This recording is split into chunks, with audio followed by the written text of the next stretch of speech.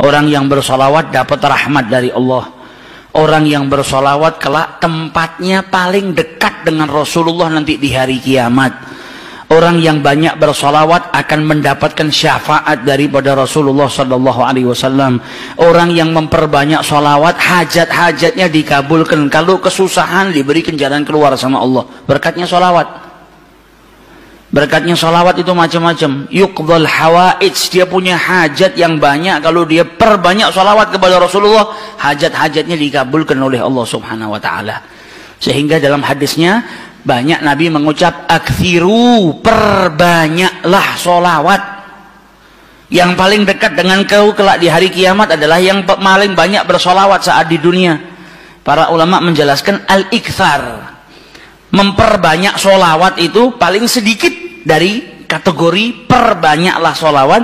Minimal kau baca 300 kali solawat dalam sehari semalam, jangan kurang, supaya bisa masuk dalam kategori orang yang memperbanyak solawat kepada Rasulullah Sallallahu Alaihi Wasallam. Apalagi di zaman-zaman seperti ini kita sudah harus lebih banyak bersolawat, dan solawat itu zikir. Al-Imam Abdullah bin Abi Haddad mengatakan Allah itu tahu manusia itu gampang bosenan, makanya Allah Subhanahu Wa Taala memberikan ketaatan itu macam-macam bentuknya. Zikir pun macam-macam, ada astaghfirullah, ada kalimat tauhid la ilaha illallah, ada tasbih, ada tahmid, ada solawat. Karena manusia itu punya tabiah bosen, malal. Kalau zikir itu cuma satu, ditakutkannya nanti sumpek, bosen. Kalau bosen, akhirnya dia nggak memperbanyak. Tapi ketika ada banyak macam ketaatan, engkau bisa taat dengan sholat, engkau bisa taat dengan berzikir, engkau bisa taat dengan Allah Subhanahu Wa Taala dengan bersedekah. Macam-macam taat, macam-macam zikir ini menjadikan supaya kita tidak putus untuk ingat kepada Allah Subhanahu Wa Taala. Jangan sampai bosen. Pada dasarnya manusia itu cepat bosan, tapi bukan berarti terus saya bosan dengan istighfar, saya tak ganti ini. Jangan gantinya kita karena bosan, tapi diselang-seling supaya kebosanan tadi tidak timbul. Nah, salah satu yang harus kita perbanyak nanti di bulan Rabiul Awal, bahkan di hari-hari lainnya kalau bisa, yaitu sholawat kepada Rasulullah Sallallahu Alaihi Wasallam. Khususnya di zaman fitnah seperti ini, kita butuh banyak sholawat supaya dapat rahmat dari Allah Subhanahu Wa Taala, supaya kita diberi keselamatan oleh Allah Subhanahu Wa Taala, dan manfaatnya sholawat banyak sekali. Sehingga diceritakan dulu ada satu orang punya utang 500 dinar. Dia punya utang banyak sama orang, kemudian datang waktunya semua pada nagih, maka dia kebingungan, nggak punya uang. Akhirnya dia pergi ke salah seorang saudagar, dia pinjam uang 500 dinar. Diberikan sama saudagar tadi. Sebelum diberikan ditanya, kapan mau kau kembalikan uang ini? Maka dia berkata, insya Allah di tanggal sekian saya kembalikan. Uang itu diambil, dia bayarkan hutangnya satu persatu. Selesai dibayarkan tidak tersisa uangnya. Nggak ada sisa modal untuk dia putarkan supaya bisa bayar hutangnya yang 500 dinar ini. Karena apa? Memang dia pinjam sesuai dengan kadar hutangnya. Sampai ketika datang waktu jatuh tempo, yang punya uang datang ke rumahnya nagih, mana uang 500 dinar yang kau pinjam? Kau janji hari ini akan melunasinya. Maka dia bilang, demi Allah, sepeser pun saya nggak punya. Saya belum mendapatkan apa-apa untuk saya bayarkan kepada dirimu. Maka yang punya uang nggak mau tahu. Engkau janji tanggal sekian mau kau bayar, sekarang sudah jatuh temponya, maka bayar hutangmu sesuai dengan ucapanmu. Dia bilang, saya nggak punya. Kalau begitu ayo pergi ke Qadhi, pergi ke hakim. Nggak benar ini perbuatanmu. Maka yang ngutang tadi dibawa sama yang punya uang ke hakim. Diceritakan perkaranya, ditanya sama hakim, kenapa tidak kau bayar hutangmu? Bukankah engkau berjanji hari ini akan melunasinya? Dia bilang, iya saya berjanji, tapi saya nggak punya uang. Saya bukan pengkhianat, bukan orang yang mau berdusta. Kalau berdusta saya akan bilang saya nggak punya uang. Nggak ada perjanjian di sini, nggak ada bukti. Tapi saya ngaku kalau saya punya utang dan hari ini saya nggak punya uang untuk saya bayarkan. Maka Qadhi berkata apa? Kalau begitu kau melanggar janjimu, maka engkau harus dihukum, engkau harus dipenjara. Maka yang utang tadi bilang apa? Kalau begitu ya sudah. Kalau memang hukumannya saya harus dipenjara karena saya nggak bayar utang, ya sudah saya terima. Tapi tolong berikan saya waktu 1 hari. Saya mau kembali ke rumah saya mau izin dengan istri dan anak-anak saya, besok saya akan kembali ke sini lagi dan masukkan saya ke dalam penjara. Maka sang hakim berkata apa? Bagaimana mungkin saya bisa percaya dengan dirimu? Siapa yang menjamin dirimu? Kalau ada yang menjamin kau bakal kembali ke sini, maka saya lepaskan. Dia bilang, ya Ghadhi, kalau saya niat lari, sudah dari kemarin-kemarin saya lari. Kalau saya niat lari, saya nggak datang ke sini. Maka percayalah saya akan kembali di esok hari. Maka kata Ghadhi, jaminannya apa? Akhirnya lelaki tadi bilang apa? Jaminannya yang menjamin saya adalah Rasulullah SAW. Maka sang hakim bingung. Maksudmu yang menjamin Rasulullah ini bagaimana? Dibilang, ya hakim, kalau saya besok nggak kembali ke tempat ini, saya bersedia ditolak menjadi umatnya Nabi besar Muhammad SAW. Ini tidak main-main sumpahnya. Dan ini bukan sembarang orang, memang orang yang soleh.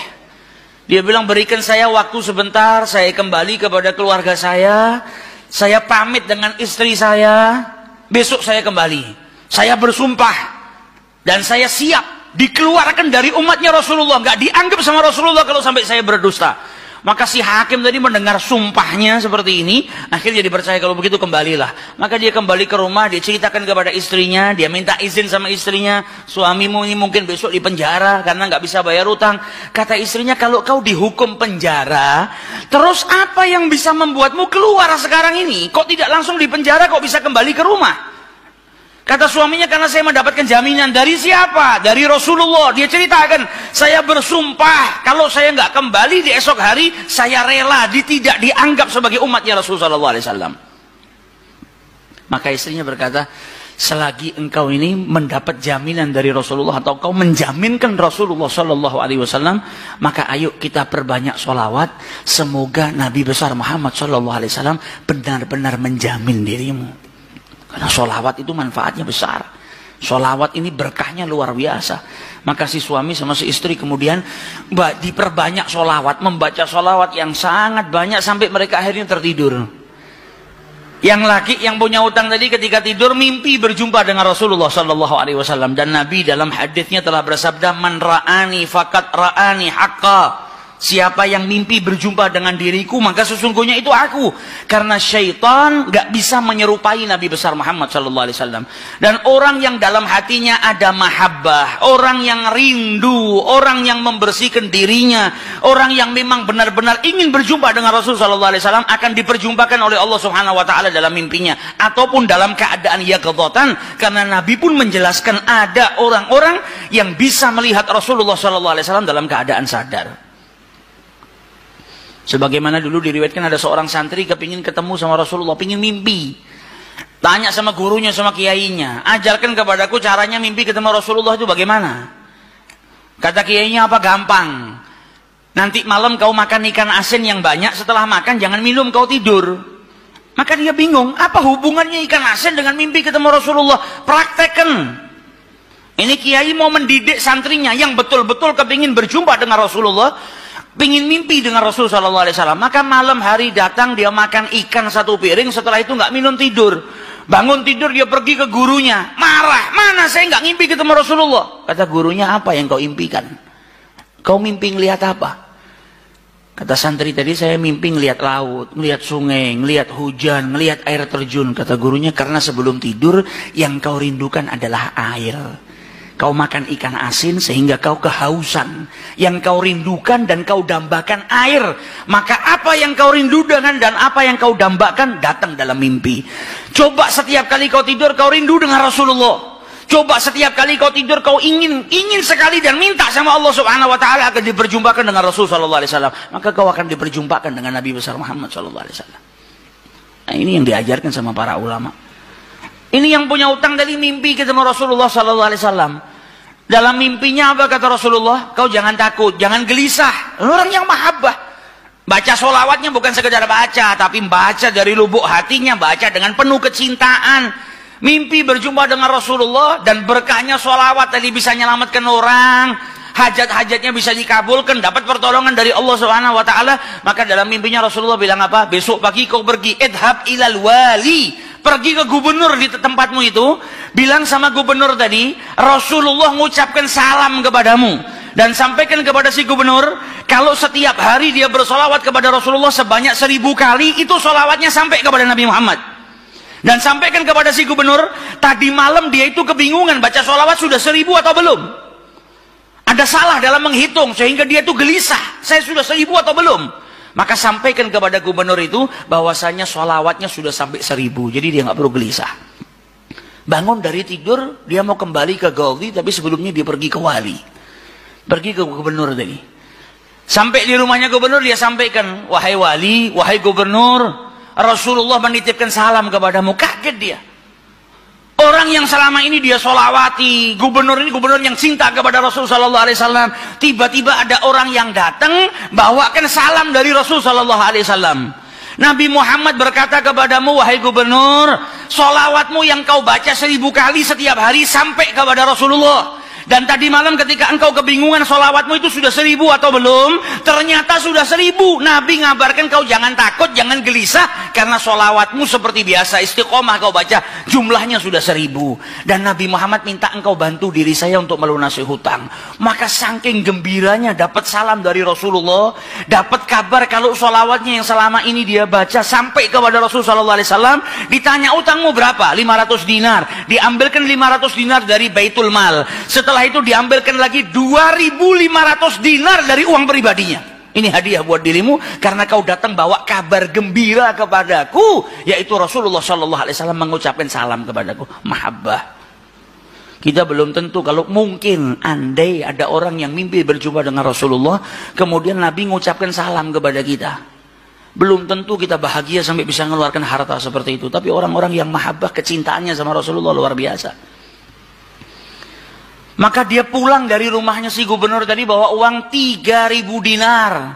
Utangnya cuma 500 dinar. Berkat sholawat dia bisa melunasi hutangnya. Maka dia pergi ke rumah qadhi. Sebagaimana janjinya dia akan kembali. Dia ketuk pintu rumah qadhi. Maka qadhi tadi ketika buka pintunya langsung memeluk orang tersebut. Nangis yang luar biasa. Dan berkata apa? Alhamdulillah berkat dirimu tadi malam saya mimpi ketemu Rasulullah SAW. Kata Rasulullah apa? Kalau engkau membantu orang yang punya utang itu untuk melunasi hutangnya, maka aku akan membantumu kelak di hari kiamat. Diambilkan uang 500 dinar diberikan kepada orang tersebut. Sampai Ghazinya pun diimpiin sama Rasulullah SAW. Keluar dari rumahnya Ghazi bawa uang berapa? 3.500 dinar. Dia pergi ke tempat orang yang dia utangi mau bayar utangnya. Ketika sampai di rumah orang tersebut, orang yang dia utangi tadi sudah berada di depan rumah nunggu kedatangannya. Ketika ini yang punya utang datang langsung dipeluk, dicium, sambil menangis mengucapkan terima kasih, berkat dirimu tadi malam saya mimpi ketemu Rasulullah. Kata Rasulullah, kalau kau bebaskan utangnya fulan, kelak kau akan aku bantu, aku berikan syafaat kepadamu di hari kiamat. Utangmu jangan dibayar dan ini ada hadiah untukmu 500 dinar. Berangkat dari rumah punya utang 500 dinar. Berkat mimpi berjumpa dengan Rasulullah, utangnya terlunaskan dan ada tambahan 4.000 dinar. Berkat apa? Berkat sholawat yang dibaca kepada Rasulullah SAW. Jadi kita kalau baca sholawat ini bukan hanya berkahnya nanti di akhirat, bukan hanya nanti kita dapat syafaatnya Nabi, bukan hanya nanti kita dapat tempat yang dekat dengan Rasulullah SAW. Bahkan di dunia kalau kita ada situasi yang tidak menyenangkan, ada masalah, ada apapun, semuanya bisa hilang berkah daripada sholawatnya yang kita baca kepada Rasulullah SAW. Karena satu sholawat dibalas dengan 10 rahmat. Satu rahmatnya Allah, kita punya masalah sebesar apapun bisa hilang. Lalu kita mendapatkan satu rahmat dari Allah Subhanahu Wa Taala. Sedangkan orang yang bersolawat kepada Rasulullah SAW, maka dia mendapatkan 10 rahmat daripada Allah Subhanahu Wa Taala. Maka dari itu datang bulan Rabiul Awal, ayo kita perbanyak sholawat kepada Rasulullah SAW. Kita niatkan supaya berkahnya itu bukan hanya buat diri kita, tapi buat seluruh umat Islam. Khususnya saudara-saudara kita yang saat ini di negara kita dipecah belah. Setiap hari kita dengar isu, dengar sesuatu yang semakin menjadikan umat Islam itu terpecah belah. Kita minta sama Allah melalui sholawat kepada Rasulullah SAW agar berkahnya sholawat, berkahnya Rabiul Awal ini, umat Islam dipersatukan oleh Allah Subhanahu Wa Taala, tidak terpecah belah, menjadi umat yang kuat. Negara kita yang kemarin-kemarin sedang dilanda musibah, insya Allah berkat sholawat gak ada lagi musibah. Negara kita dijaga sama Allah Subhanahu Wa Taala, dijadikan baldatun thayyibatun wa rabbun ghafur berkat sholawat.